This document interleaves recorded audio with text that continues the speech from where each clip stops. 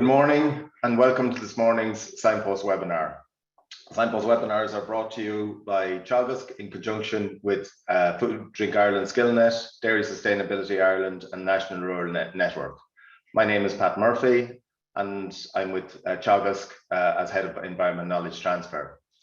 This morning for questions we're joined by Pádraig Foley. Pádraig, you're welcome. Morning, Beth. Thanks for having me.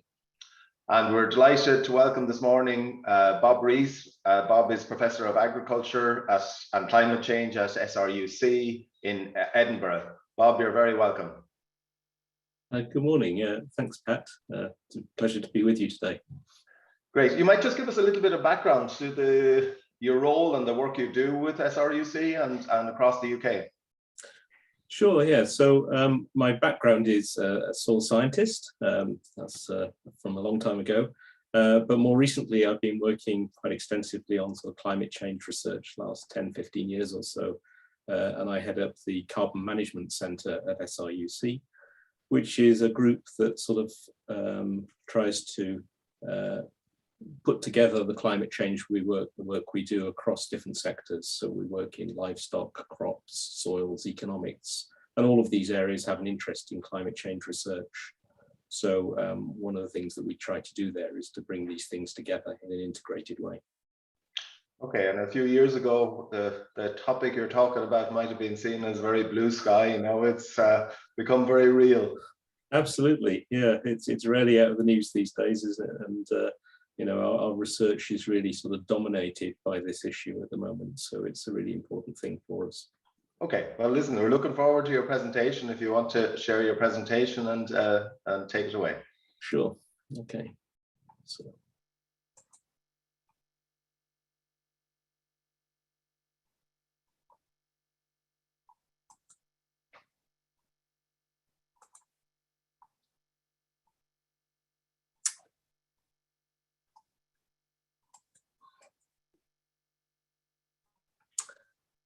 Okay, can you see that? We're on a kind of a split screen, so you might need to go into display settings. Yeah. Great. Okay. Perfect. Great. So it's a real pleasure to join you this morning. Grateful for the invitation to talk at this seminar series. I offered to give a talk on the implications of net zero for UK agriculture, which seems a pretty topical issue at the moment. Climate change is rarely out of the news, and the need to reduce greenhouse gas emissions in order to avoid catastrophic climate change is becoming increasingly apparent. But maybe what's less familiar is the important role that agriculture and land use are going to contribute in terms of actually committing to the solutions for climate change. So COP26 finished in Glasgow earlier this month. But in many ways, the work that we're doing is just at the start in terms of the fundamental changes that we're likely to see in response to climate change. The UK government have established ambitious and legally binding targets for greenhouse gas mitigation, and agriculture and land use are going to be a critical part of that.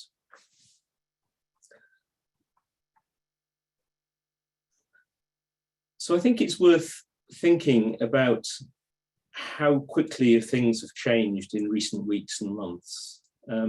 Climate change, as you say, used to be a sort of academic discussion, but these days that's changed. It's real and it's affecting communities across the planet. Public discussion and debate is recognizing this, and calls for decisive interventions in policy have become much stronger. But the question is, which policies and which interventions do we require? Understandably, a lot of the media attention around COP26 was on fossil fuel consumption and mitigation of that, but agriculture and land use make up about a quarter of our greenhouse gas emissions, and they're going to be critically important in terms of delivering solutions to climate change, particularly since they're also able to remove greenhouse gases from the atmosphere. And in recognition of this, the final communique of COP26 included an article that perhaps has been less apparent than some of the others, that said it invites parties to consider further actions to reduce by 2030 non-carbon dioxide greenhouse gas emissions, including methane. So this is very directly targeted at agriculture, where most of the greenhouse gas emissions come from methane and nitrous oxide. Now, the UK has set legally binding targets to reach net zero emissions by 2050, and these have been laid out before Parliament in carbon budgets extending to 2040. And this is going to require deep cuts in emissions across all sectors of the economy. But there's a recognition that some sectors will be unable to completely decarbonise, and the two real problem areas are agriculture and aviation. There's little prospect that either of these sectors will be able to completely remove emissions by 2050. So the solution to this is going to be offsetting by carbon removals. I think at this point, it's just worth reminding ourselves what we mean by net zero. Net zero is the point at which greenhouse gas emissions are balanced by removals from the atmosphere. So these are targeted at a country level, not at individual enterprises. And greenhouse gas removals need to offset the residual emissions that I was talking about in the agriculture and aviation sectors. Now, there are going to be different ways of meeting the net zero targets, which is dependent on the implementation of policy. And these are various scenarios that have been suggested by the Committee on Climate Change, which is an advisory body to government on climate change policy, for how the net zero target can be met by 2050. So we will see the zero line going through the center of this graph with emissions that remain across the economy represented above zero. So the two sectors that you see there that are predominant are agriculture and aviation. As I said, there's a few residual emissions from some of the other sectors. But in order to get to net zero, any emissions above the line need to be offset by removals below the line. So below the line, we have land use and land use change contributing to some removal of emissions, and the black part of the bars represent other greenhouse gas removal approaches, which I'm going to come on to say something more about in a moment. But what you will see from this graph is that there are various scenarios. The first of them is the sort of central scenario, the one that we're aiming for, but there are other potential possibilities, some which involve slower progress towards net zero than others. And if there's slower progress, we're going to need more removals to offset the remaining emissions. But one thing's for sure, and that is there's going to be implications of these policies for land use. Those removals of greenhouse gases are going to be heavily dependent on the way in which we manage the land. And they're going to involve land use change towards more forestry, hedgerows, agroforestry, and biomass production. Now, given that we only have a finite amount of land, that's going to involve a reduction in the amount of cropland, permanent grassland, and temporary grassland that we've got available. So this is a major shift in the way in which we use our land that's going to have to occur very rapidly in the next 20 to 30 years. And there has to be a recognition that agriculture and land use are different, different to other sectors in a whole variety of ways. So first of all, most other sectors contribute to greenhouse gas emissions through the combustion of fossil fuels. So they're engineering type emissions. Agriculture and land use contribute to biological emissions. And the greenhouse gases they produce are not CO2, by and large they're methane and nitrous oxide. We're also in the agriculture and land use sector dealing with both emissions and uptake, which is different to most other sectors. And we have to consider that food production is a basic human need. So when we start making changes in this sector, we have to be cognizant of that. And the fact that there are wider socio-economic implications of the way in which we change farming systems. And perhaps in recognition of this, agriculture has been behaving differently in the past to other sectors. So we actually have seen very little change in greenhouse gas emissions from the agriculture sector in the UK over the past 10 or 15 years. In fact, they've been pretty static. And this has been a concern in policy. So the Committee on Climate Change commented in the most recent report to Parliament that progress in agriculture and land use has repeatedly failed to meet the indicators outlined by the committee's progress reports in recent years. But this is going to have to change because in order to meet the net zero targets that have been set down in law, emissions from all sectors, including agriculture, are going to have to fall steeply.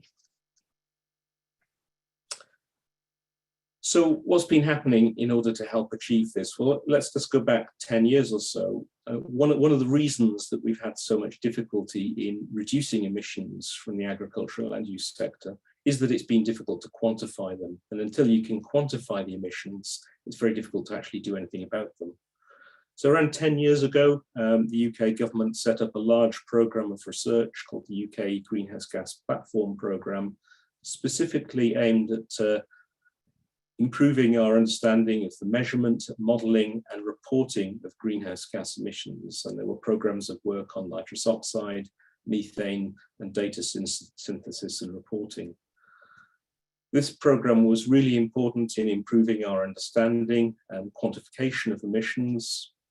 So it resulted in a large output of research that, for instance, was able to specifically quantify the emissions of nitrous oxide from different fertilizer sources and at different locations and in response to different climatic conditions.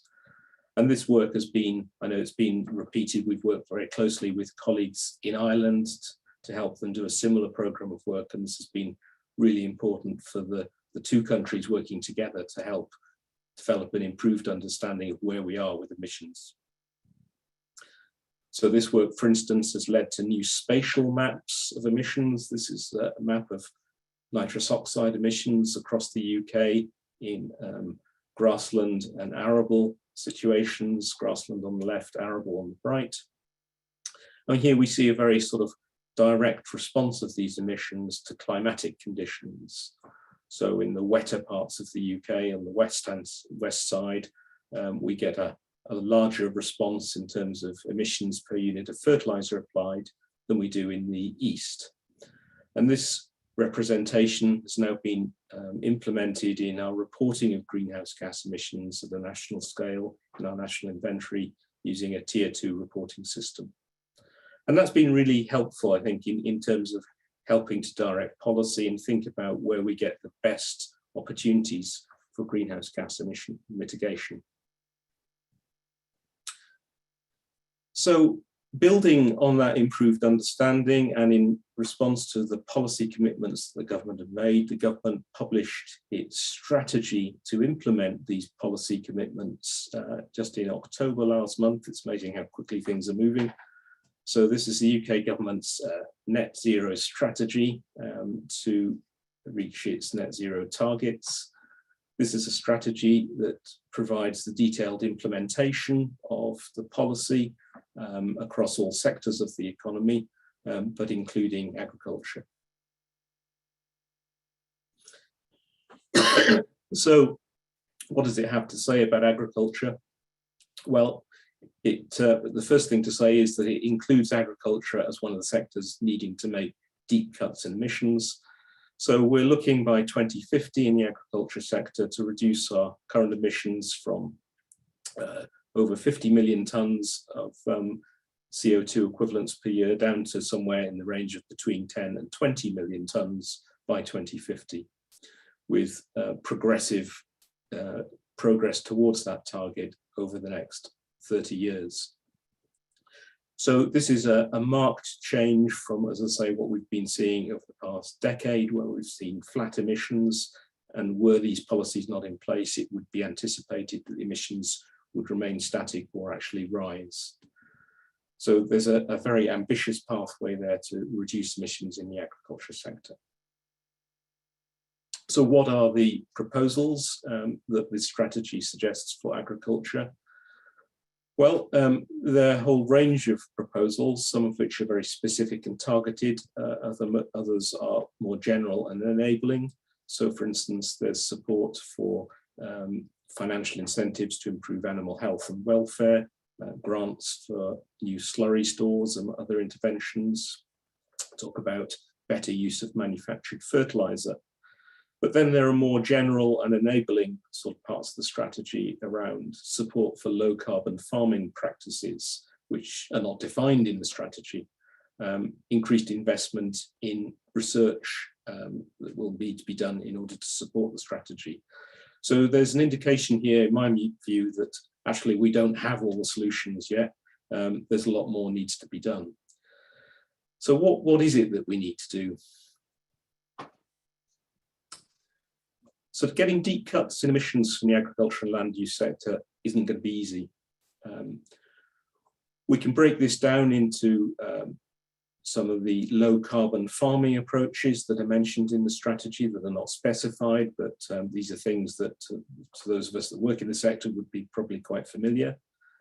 And probably the top line of these would be getting improved efficiency, because improved efficiency gets better use of resources, can also achieve lower greenhouse gas emissions and better economics. So it's a sort of no-brainer really to start in that area. But we're going to have to go a long way beyond that to get the sort of emission cuts that we're talking about here. So we're going to have to look at things like alternative cropping and farming systems, the use of smart farming and technology, vertical farming, better use of nitrogen use, etc. And these are examples of sort of supply side measures that we can implement. But we're going to have to go beyond that. We'll need inevitably to look at demand side measures, so meat and dairy production, whether or not that's going to get replaced by other forms of production such as lab meat, insect protein, legumes, or whatever is going to be open to debate. And there are going to have to be big land use changes. One of the things hidden in that strategy is the importance of biomass and bioenergy to our energy production systems. That's all going to have to come from the land. It's going to be linked to some of these demand side measures where we're sort of changing the demand and therefore changing the land use. And so in principle, this is going to lead to fundamental ways in which our land is being used. But how do we actually get started on this route down the sort of change to these low carbon farming practices and achieve the mitigation that we're looking for? So one of the ways that we've been looking at this is to look at what we call marginal abatement cost curves, which are ways of linking the cost effectiveness of mitigation measures to the amount of carbon that they will save. So we can plot out individual measures on these MAC curves and think about how much they're going to cost and how much carbon will be mitigated by them. And that's what this graph represents. So this graph is a few years old now, and we update these on a regular basis, but I think it indicates the principle quite well, which is that there are a bunch of measures represented on the left-hand side of this graph that actually achieve carbon savings and also economically provide economic savings at the same time. So these are the sorts of things that you'd implement first, and they provide a sort of ranking of measures, that the order of measures that you would introduce them in. And the number of measures that you would include would depend upon the cost of carbon at a particular point in time. And as we move forward, we're expecting carbon costs to increase, so more of these measures would become economical. So you see right in the center of this diagram that, for instance, afforestation is a particularly important strategy for mitigating emissions, given the magnitude of emission savings that it can achieve. So just an example of one of those measures, the use of legume-based grasslands or multi-species swards would be a particularly useful approach in the UK. We have relatively few leguminous pastures in the UK. Most of these have been replaced by monocultures. So increasing grass cover swards would decrease fertilizer nitrogen requirements, reducing N2O emissions, and providing a saving, a reasonable saving in terms of CO2 emissions. And I think this is something that's really going to take off next year, given the astronomical increase we've seen just in the last few months in fertilizer nitrogen prices. So we're going to be watching this very closely. But when we think about individual measures, we're never going to get the magnitude of emission reductions that we're looking for the net zero strategy. So we thought we'd ask the question, well, what would a typical farm need to do to get to net zero within the farm gate, within the boundaries of the farm enterprise? Now, this is somewhat of an academic question because I said earlier, the net zero policy doesn't actually require individual farms to reach net zero, but we thought nevertheless it would be an interesting exercise just to think within the farm gate as to what could be done or whether it was even possible for an individual farm to get to a net zero position. And the way in which we chose to do this was to use a model, the AgriCalc model that we work on at SIUC, which is a farm carbon calculator type model. And what we did was we took what would be a typical farm enterprise in lowland Scotland, mixed farm enterprise, estimated the greenhouse gas emissions from that enterprise, and then introduced a sequence of mitigation actions in order to bring down emissions, in order to understand what the residual would be for offsetting. So here we are. This graph shows the progress of this sort of approach. So on the left-hand side here, you see the net greenhouse gas emissions from the baseline farm, around 1,300 tons of CO2 equivalents divided between methane, nitrous oxide, and carbon dioxide. And what we did was we introduced a sequence of measures sort of based around this marginal abatement cost curve type approach, so ranking them in terms of the economic priority to try to reduce emissions. So we started off by improving fertilizer nitrogen recommendations, and we had a sort of program of improving productivity in the beef enterprise. We did some work on methane inhibitors using 3-NOP to reduce methane emissions.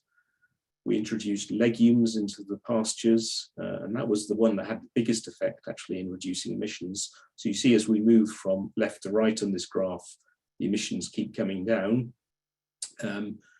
We then added some nitrification inhibitors to the nitrogen fertilizers and did some improvements in grassland productivity, which freed up a bit of land for afforestation. So once you get to that penultimate bar, you're left with the residual emissions, which are still quite high. There's still over 800 tons of CO2 equivalents per year. And that's the bit then that you need to start offsetting. So the light green bar at the bottom is the afforestation. Even putting some woodland into the farm still didn't get us to net zero. And one of the assumptions in this exercise was that we were going to try to maintain productivity on the farm, so we didn't want to affect that. So the last option that we used was the implementation of biochar. This is partially combusted organic materials. So we'll be using straw on the farm to create biochar, which is incorporated into the soil. And that then gave us sufficient carbon offsetting to offset that residual emission. So these efficiency measures that I talked about at the start, well, a lot of them we'd probably be doing anyway. They're worth doing, they're cost effective, they achieve inhibition of emissions. Some of the other mitigation strategies, 3-NOP, for example, is a bit more difficult. It's not commercially available at the moment and probably quite expensive.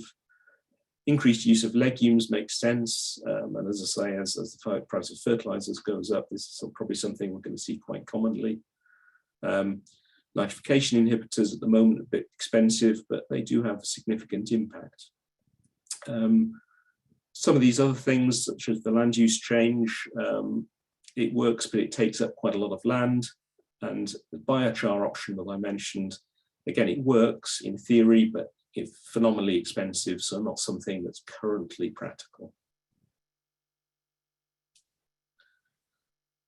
So that was an interesting exercise. I've been talking sort of UK-wide at the moment. I just thought I'd say a few words about what's happening in Scotland, because agriculture and greenhouse gas mitigation is a devolved responsibility in the UK. So Scotland's actually committed to reducing its greenhouse gas emissions across all sectors of the economy to net zero by 2045. We had to be ahead of the UK, of course. It's also developed a strategy for this, and it looks very similar in many ways to the UK strategy, targeting things like manure storage, with a transformation program, adoption of low carbon farming techniques, and so on. Again, we're lacking a lot of detail in this part of the program. I think we need to know more about how this is going to be implemented and what the impacts on mitigation are. And indeed, there is a concern in policy, because we seem to have a gap. Current agricultural emissions in Scotland are about 7.5 million tonnes. The target by 2032 is to get that down to 5.1 million tonnes. By implementing the approaches we have in the policy at the moment and using all the economically viable approaches to agricultural mitigation, we can get down to about 6.5 million tonnes by 2032. So there's a pretty big gap in the ambition, well over 1 million tonnes of CO2 equivalents in terms of that policy commitment. And agricultural greenhouse gas emissions in Scotland have been failing to meet the targets that we've already set in the recent reports. So mitigation is only one side of the approach to net zero. The other side is greenhouse gas removals. So can greenhouse gas removals save us? The most familiar of these is carbon sequestration. And there's a lot of hope that carbon sequestration will come to the salvation of agriculture in terms of approaching net zero. And indeed, I mean, carbon sequestration is a very important thing to do. There's almost no downside of carbon sequestration. If we can get more carbon into soils, we gain in lots of ways. We gain in terms of greenhouse gas mitigation, but we also gain in terms of soil quality and productivity. And there are basically two things we can do to try to get more carbon into soils. We can reduce losses, or we can increase inputs, or we can do both. And there are lots of measures, such as optimizing stocking density, improving crop rotations, managing pH, soil quality, and so on, that we can implement to try to achieve this. And these will undoubtedly contribute to important contributions to carbon sequestration. But I think we have to be careful about being over-optimistic about this. A lot of these measures are things that have already been done or tried, or if they haven't been, there are reasons why they haven't. And achieving large-scale removals of greenhouse gas by carbon sequestration may be challenging. And this graphic maybe illustrates part of the problem. One of the things that we do in Scotland and elsewhere in the UK is carry out inventories of carbon storage in soils. So in 1978 and again in 2009, there was a regular grid of carbon storage analysed across the whole of the UK. This is on a grid square basis of 20 kilometres, very detailed inventory of the amount of carbon that was contained in all our soils and different land uses. And it showed that over this 30-year period, the changes in carbon stocks in arable and grassland soils were virtually zero, not significantly different from zero. There were a few small changes in woodland and moorland soils, but in our agricultural soils, the carbon stocks remained the same. So it suggests that in order to increase the carbon stocks in these soils, and our soils are already rich in carbon, may be quite a challenge. But there are other greenhouse gas removal technologies that are available to us. And one of the big ones that the UK government is putting a lot of hope in is biomass energy carbon capture and storage. And this is where we produce biomass by planting trees, short coppice rotations, and other biomass sources that are combusted and used to energy production. But the key part of this is that the CO2 that's released from that energy production isn't released to the atmosphere, but rather is buried in underground storage reservoirs. So this helps to sort our energy supply problems and contributes to greenhouse gas removals. But of course, there are big land implications for this, because a lot of this bioenergy production is going to have to take place on existing farmland. So there's a question of how we resolve that within a wider land management strategy. There are other potential approaches to carbon removal from the atmosphere, so things like mineral weathering, direct air capture, ocean uptake and biochar. These are much more uncertain. The potentials that they have for carbon removal are highly uncertain, and the technology is in early stages of development. So given that these have to be implemented at such short scales and on using such large scales of removal, I think there's questions around some of these techniques and what they can contribute. That said, the UK have made projections about where they see carbon removals taking place going towards 2050. And you'll see that a lot of the heavy lifting here is done by biomass energy carbon capture and storage. The red and yellow bars on this diagram represent that removal technology. So that's where they see a lot of that removal taking place. And remember, this is essential to offset the residual emissions that are coming from agriculture in particular and aviation. And interestingly, on this graph, you'll see that the brown shaded area, which is soil carbon sequestration, is contributing relatively little to the overall greenhouse gas removals, less than 5 million tonnes between now and 2050. So I think I'll wind up here and just say that the pathway to net zero in the UK is going to require deep cuts in greenhouse gas emissions across all sectors of the economy. But for agriculture, this is still going to result in significant residual emissions remaining by 2050, despite cuts in agricultural emissions.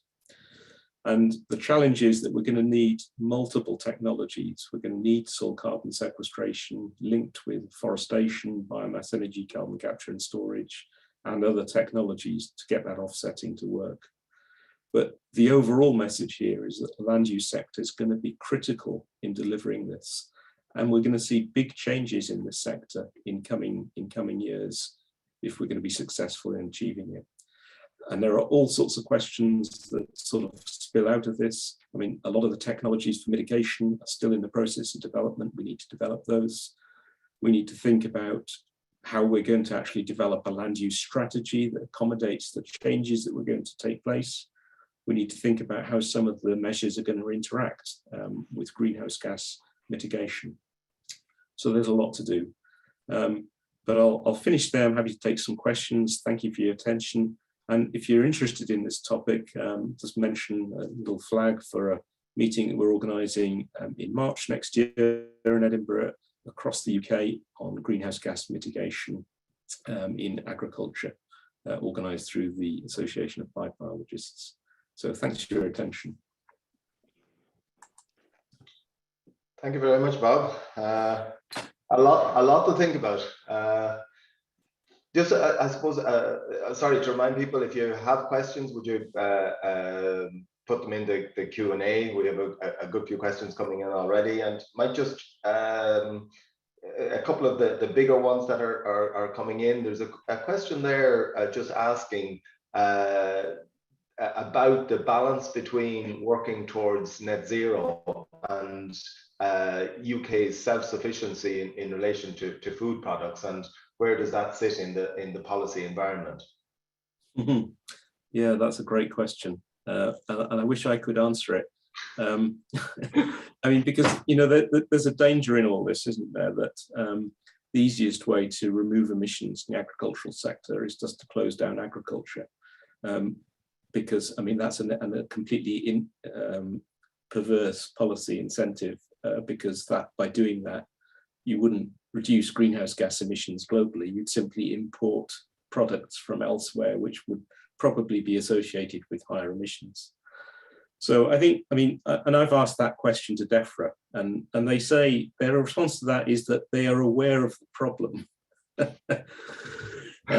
But they've never given me a convincing answer to how they're going to solve it. And I think it's a really important issue, because I mean, I know in the past the Treasury have looked at agriculture and thought, why do we need UK agriculture? You know, it's a trivial contribution to the UK's economy. Couldn't we just get rid of this sector and import our food? I think recent problems with supply chains, Brexit, COVID, the rest of it have changed policymakers' attitudes. And you know, I think the UK actually has an opportunity to actually lead by example in terms of agricultural transformation here as well. I mean, we've got a very well organized and highly advanced sort of agricultural industry. We're respected for the research that we do. Other countries look to the UK to, for example. And I think another thing to say is that, you know, as climate change kicks in, northern latitudes, places like Northern Europe, are going to be more important to the global food supply than they have been in the past. I mean, the predictions for the Mediterranean are of significant changes to the climate, which are likely to threaten productivity in that area. So maintaining productivity in northern regions such as ours, I think, would be really important. And move from, I suppose, a very generalist question to a very specific one relating. You had the maps there of the nitrous oxide losses from soils. A question there as to whether that reflects or whether that takes into consideration the difference in cropping in the two areas, or is it purely, or is it a kind of I suppose the impact of crop taken out of that? Is it purely down to the wetness of the soils, etc.? Okay, so it was based on regression equations that looked at the nitrous oxide emission in response to rainfall and fertilizer amount, and those were done separately for grasslands and arable areas. Okay. So it's principally driven by two things. It's the amount of fertilizer, recognizing that the response is a nonlinear one, and it's the wetness. So they take into account annual rainfall. all right, I'll hand over to you for some more questions. Yeah, just on your, thanks very much, Pat, and thanks very much, Bob. Lots of compliments coming in on a nice, clear presentation and lots of information in there. Just to add to Pat's question around the food security element of things, you said that carbon sequestration can be land hungry and that it'll use a lot of land. Have you looked at the impact of that on food production in the UK or in Scotland? The impact of what, sorry? The impact of additional carbon sequestration and the measures that you've outlined on food production itself. Yeah, I mean, not directly. I mean, there's a lot of literature out there suggesting that carbon sequestration or improved carbon stocks in soils are the key soil quality indicator. So, you know, one of the things we know is that if you go back over the last century, the loss of carbon from our soils has been driven principally by land use change. So the conversion of grasslands and forest soils into arable soils and tilled soils has been the thing that's contributed to carbon loss. But getting that carbon back is difficult. I mean, one of the problems you have here is that there's a sort of asymmetry. It takes a long time to build carbon stocks in soils, but it's very quick for those carbon stocks to be lost. So those arable soils that we've got that have lost carbon, I mean, we could get carbon back into them, particularly if we're going for a land use change, but it would take time. Okay. Biochar, Bob, why is it so expensive to produce? Like there's a comment here, can farmers not make their own biochar with farm waste materials? All you need is a barrel, fire, and an oxygen source that can be regulated, essentially a large barbecue. So why is it so expensive? I think that's right. I mean, the reason it's expensive is because it's really just sort of experimental at the moment. And, you know, you're right, it could be done in that way. And I think if the policy was to sort of support that, we could see the costs falling dramatically.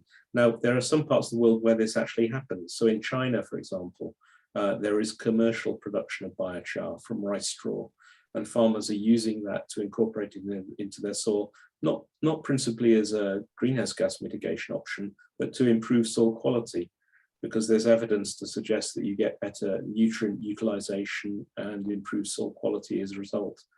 And this was the reason that, in South America, biochar was produced and incorporated into soil to improve soil fertility. So I think if we got a policy steer to sort of promote this, that could happen quite quickly.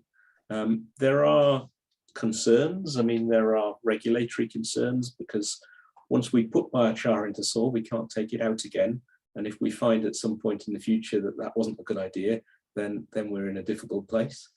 But I think we're in a difficult place anyway, and there are probably some solutions that we're going to have to implement that we may not have initially thought of being viable. Okay, well, here's one that wasn't mentioned. There's a lot of questions here around wetting or re-wetting lands. Much of our peat bogs are farmed or owned by farmers. Have you looked at re-wetting them and the impact of that on your net zero calculations? Absolutely. So, I mean, that's a critical part of the strategy. And I didn't mention that because we sort of think of that as being outside the agriculture sort of area.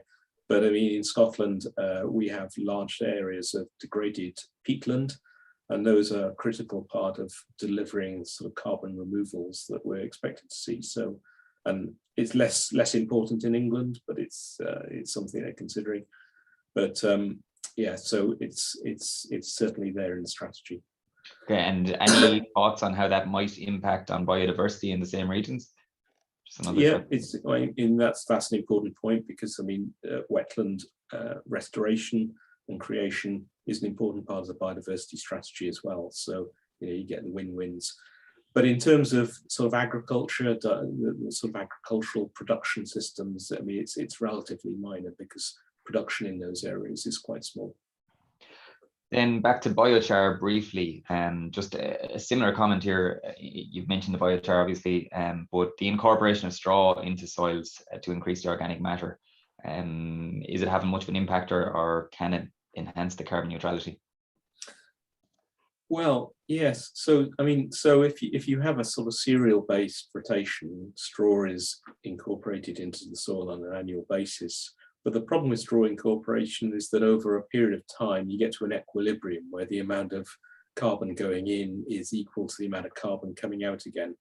And straw is pretty sort of decomposable material. So, if you look at the amount of carbon remaining from a straw incorporation a year later, you'll see that a lot of that carbon, more than half the carbon, has been lost. And then in subsequent years, the rest is lost. So converting straw into biochar is a way of locking that carbon in, essentially, because if you convert the straw into biochar, instead of seeing 50 or 60% lost in 1 year, you see virtually nothing lost. And if you do that year after year, you gradually build up the carbon stock. Okay. Just a kind of I suppose, more of a question on the demographic that you're working with. Are the UK farmers buying into the proposed changes, or what kind of reaction are you getting from farm organisations or lobbyists? Yeah, I think there's a lot of support for this. I mean, farmers are very keen to support the net zero agenda, and NFU in the UK is suggesting that they can get ahead of the UK policy. I think the difficulty is that the policy implementation needs more clarity. So, and there's a lot of things happening here. I mean, with Brexit now, we're moving outside of the Common Agricultural Policy. So the replacement for that policy is still in the process of development. There's something called the Environmental Land Management Scheme that's being introduced, with Sustainable Farming Initiative payments replacing the single farm payment. And those are being directed now towards low carbon farming activities. But we're still waiting to see what that initiative is going to involve. There's supposed to be an announcement next week on the Sustainable Farming Initiative. And that, as I say, is going to be targeted at some of these low carbon farming practices. But exactly how that targeting works, we don't know. And I think this needs to happen quickly. Okay. And from an advisory or a KT perspective in disseminating, just sticking with the farmers and getting that information out to farmers, what's happening on the ground with the SRUC advisory services, or broader SRUC? Yeah, so I mean, that's a really good question. So farmers are very keen to engage with this. They understand the urgency, the importance. I mean, we're doing a lot of work with farmers. We've got a couple of things going on. There's Farming for a Better Climate, which is a programme supported by Scottish Government, looking at trying to introduce low carbon farming measures, introducing carbon sequestration and reducing emissions. So this is about providing very targeted support for individual farm enterprises and getting groups of farmers working together on this with free support and advice, carbon footprinting and investment in new farming technologies. And then the other thing that we're doing is we're rolling out carbon footprinting across, we're trying to roll this out across all farms across Scotland and probably more widely across the UK, for farmers to be able to understand where they sit in terms of a carbon footprint, to benchmark their enterprise against similar enterprises in that sector, and to think about sort of specific interventions within their farm that can be introduced to try to reduce emissions. I think that's really helpful because unless you know where you sit within the sort of emission spectrum, it's very difficult to sort of shift your emissions and do mitigation. Yeah, a good question and a detailed answer. We've got, of the more than 300 people that are on this morning, we've got some very good senses of humor. Anyway, one person wants to know, will you be working with Jeremy Clarkson? And he's obviously buying into it. So the kind of theme that we're getting, there's two splits in the camp. One group wants to know, are the targets high enough for agriculture? Are we pushing farmers hard and far enough? And another group are wondering, why aren't we tackling travel? It's mostly done for pleasure. There's Boeing 747s going across the sky. So the responsibility has to be placed on people to maybe stay at home and not be traveling as much if they want to eat. Have you any views on striking a balance there? Well, as I said, I mean, aviation and agriculture are the two sectors that can't completely decarbonize. I mean, I think it's a good point about travel. Some of us were pretty disappointed to see the UK Treasury recently reducing taxation on internal airfares. I mean, that seems like a retrograde step in terms of transport, because we should be focusing more on surface-based transport. For the agriculture sector, I think there is a recognition that we have to produce food, and food is inevitably going to be associated with emissions. So I think there has to be a residual emission that we offset. I think that's perfectly reasonable. The big questions are around what sort of food it is we're going to produce and what sort of level of meat consumption is going to take place in 2050. That's a big debate. So the Committee on Climate Change's modelling is suggesting a 20% reduction in meat consumption, meat and dairy consumption, in order to meet their target. And that balance between meat and non-meat consumption has a big impact on the overall greenhouse gas emissions. So that's, I think, where sort of a lot of debate is taking place. Bob, a couple of questions there. I suppose one fairly direct one should be relatively fast. How far are we from an internationally recognized standard for for measuring carbon sequestration?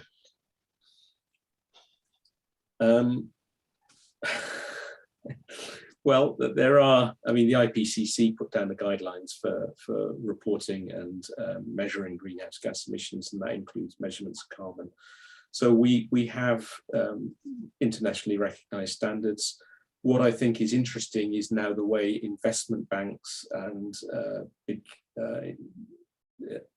investment companies, pension funds, are getting interested in agriculture as an opportunity for carbon offsetting. I think one of the things they feel limited by is the sort of monitoring, reporting and verification approaches that we're using. I think they're developing very quickly on the basis of that research I was talking about. I think there's a potential there for a lot of money to flow in from the private sector alongside government funding to support some of these investments that we need for low carbon farming. And we're not quite there yet, but I think that MRV approach is getting pretty good, and it should be available within the next few years. So another question there, are two questions. What are, if you were to in 1 minute highlight the key priorities for research going forward and the key priorities for policy going forward?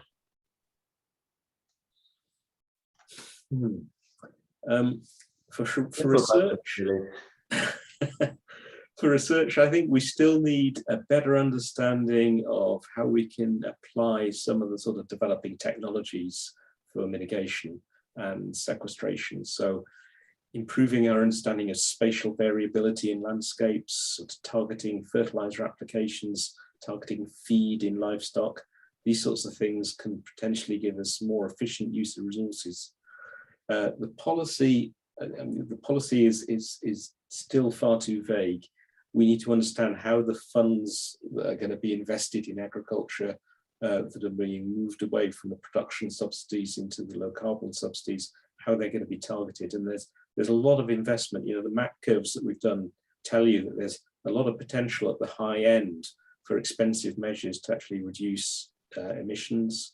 So things like the biochar, acidification of slurries, spatial management, smart management in farms, all these things get expensive, but if we've got the funding, we can implement these. So that's where the policy needs to move. Warwick? Yeah. Can Scottish farmers move to producing food for a plant-based diet and cut back on animal agriculture? No, I think you probably commented on the Highlands yourself, and maybe you stick the map up again. This will reduce greenhouse gas emissions significantly. Why is the reduction of cattle numbers not mentioned in a presentation like Irish agriculture attitude to this question? Yeah, so lots of questions in there, aren't there? Yes. So yeah, we can move towards more plant-based foods. I mean, but one of the things we could also do is provide more protein security within the country. So you know, we're heavily dependent on soya imports into the UK to feed our livestock industry. Using more home-based protein sources to supply that would help reduce global greenhouse gas emissions by avoiding deforestation in tropical areas. Why did I not mention reduction in cattle numbers? Well, I've mentioned it in the chat. I mean, it's part of the more general strategy. The government policy on this is still to be formulated. If you read the net zero strategy, it doesn't really mention it. The Committee on Climate Change, which is the advisory body, is very convinced that it's going to be necessary to meet our net zero targets. So, I mean, that's a very live discussion at the moment. Your 300-hectare farm that you did your research on, would that be considered was it intensively stocked, or what was the stocking rate on it? And would it be considered an average farm in Scotland? Yeah, we tried to represent sort of average conditions, so it was reasonably intensively managed. So it was a mixed beef enterprise with cropping as well.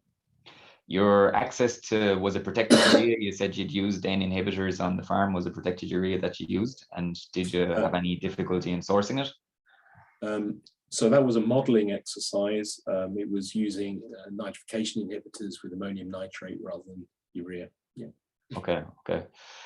You said we need to be very careful about being optimistic about what we can do. Can you say a little bit more about that? Or are you? Yeah, well, I think I was referring there specifically to the carbon sequestration issue, because I mean, I hear a lot of talks on this area, and some of them seem to think that carbon sequestration is going to be our savior. But I mean, I just worry about that, because if we're going to maintain agricultural production in the way that we've been doing, and even with the implementation of some of these low carbon farming measures, it's going to be difficult to achieve massive rates of carbon sequestration that we require to get that offsetting. And the way I see it, and I think this is where Committee on Climate Change and others are looking at it, is that successful implementation of bioenergy production and carbon capture are likely to have bigger potential. But it's just, I mean, that does still worry me, because carbon capture, it's still a theoretical concept. It hasn't been implemented at large scale. We desperately need that very quickly. Okay. Can you Sorry, yeah, there's a question in there alluding to the potential role for a land use strategy and how you might, I suppose, put the power behind the land use strategy to get it implemented. Yeah, I mean, I think the land use strategy is an interesting one, because this is what we're really missing. I mean, we're seeing sort of government support for individual policy initiatives, investment in particular technologies and so on, to talk about bioenergy. But, the modeling suggests that the sort of things that we're looking at here are going to require large scale land use change. And for me, there doesn't seem to be a strategy that guides that. I mean, we're leaving this to individual enterprises to make decisions about how things are implemented, but but what is the policy? What is the government policy for land use strategy? I don't see that being spelt out in real detail, and that is a concern. Okay, the burial of CO2 from burning the short rotation coppice woods. Is there any implication on acidification of groundwaters from the conversion of CO2 to carbonic acid? Or maybe even from intensive monoculture forestries? Is there? Yeah, I mean, well, as I say, the technology is still in a stage of development, so it's difficult to know exactly what the answer to that is. But I mean, theoretically, it's possible to avoid that. So the CO2 that's captured should be buried in reservoirs such as those that have been used for natural gas. So we've taken natural gas out of underground reservoirs. There's no reason why we can pump CO2 back into it. A lot of the technology is available from the oil industry to do that. The sort of old way in which we used to burn biomass and produce sulfur dioxide and acid rain, I mean, that problem is solvable. We can clear up the flue gases that come out and remove the acidification from them. So the CO2 shouldn't be getting into the water, nor should SO2 be getting into the atmosphere. As I say, we need that technology to be developed. Okay. Okay, I think we've hit our wall. I think there's plenty more questions still to go, but Bob, you have been really concise and really clear in the questions, and I'd like to thank you for that. I think a lot of positivity about your presentation, about the clarity and the quality. So thank you very much for your presentation. Great, thank you very much. It was a pleasure. So just to say that next week we'll be joined by Catherine Keena in relation to planting hedgerows, and this is the start of the Teagasc Hedgerow Week, which will take place between the 6th and the 10th of December, where there'll be a series of webinars looking at a lot of different elements of hedgerows and their importance. And I suppose we'll have renewed interest in that. It looks as if one of our eco scheme measures is now going to incorporate hedgerows, so there may be a higher degree of interest in relation to that. Before I finish, I'd like to thank our production team of Yvonne Marr and Andy Boland, and thanks to you, the audience, for staying with us, and we'll see you again next week. Thank you. Thank you. Bye. Cheers.